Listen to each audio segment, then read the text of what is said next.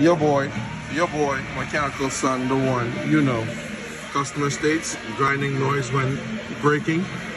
We found the upper slide pin, as you can see, it's completely rusted out. The slide boot has not been installed over the pin correctly, causing it to oxidize and rust out, losing all the grease. The bottom is normal, as you can see, but the top on both sides, causing the front pad to go metal on metal.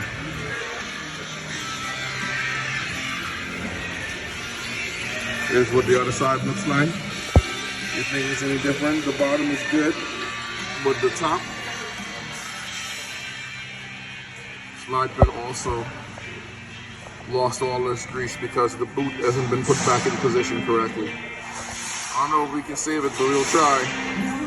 Slide pin lubrication and servicing for this concern, and a brake job.